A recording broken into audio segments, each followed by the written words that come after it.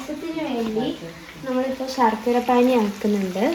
തേങ്ങാപ്പാൽ ഒഴിച്ച അരിപ്പായസമാണ് ഉണ്ടാക്കാൻ പോകുന്നത്. പിന്നെ ചക്കേൻ്റെ സീസൺ ആയ സമയത്ത് ചക്ക നല്ല എയർ ടൈറ്റ് ആയിട്ടുള്ളൊരു കണ്ടെയ്നറിൽ ഫ്രീസറിൽ സൂക്ഷിച്ച് വെച്ചതാണ്. അപ്പോൾ നമുക്ക് പായസം ഉണ്ടാക്കുമ്പോഴോ എന്തെങ്കിലും ചക്ക ആവശ്യമുള്ള എന്തെങ്കിലും ഉണ്ടാക്കുമ്പോൾ നമുക്കിതിടാം. അപ്പോൾ നമ്മൾ ഇന്ന് ഉണ്ടാക്കുന്ന അരിപ്പായസത്തിൽ ഇതിടുന്നുണ്ട്. എനിക്ക് ഭയങ്കര ഇഷ്ടമാണ് കേട്ടോ ഇതിടുമ്പോൾ.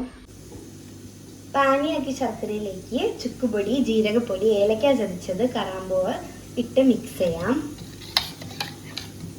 ഇനി നമ്മളുടെ പായസത്തിനുള്ള ഉണങ്ങലരി കഴുകി വേവിക്കാൻ വെച്ചതാണ്. ഗൈസ്, അപ്പോൾ നമ്മളുടെ പായസം ഇവിടെ റെഡിയായി വരുന്നുണ്ട്. ഇനി തേങ്ങാപ്പാലും ഒഴിക്കണം. അപ്പം നമ്മൾ ശർക്കരപ്പാനി ഒഴിച്ചിട്ടുണ്ട്.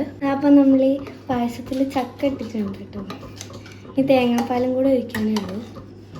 പായസം വെന്ത് വന്നിട്ടുണ്ട്. ഇനി നമുക്ക് തേങ്ങാപ്പാൽ ആഡ് ചെയ്യാം. പിന്നെ അത് തേങ്ങാപ്പാലിലേക്കാണ് കേട്ടോ വറുത്തിട്ടതും തേങ്ങാപ്പാലും കൂടെ ആഡ് ചെയ്താൽ നമ്മളെ പായസം ഇവിടെ റെഡിയാവും. അടിപൊളി, നല്ല മണം വരുന്നുണ്ട് കേട്ടോ.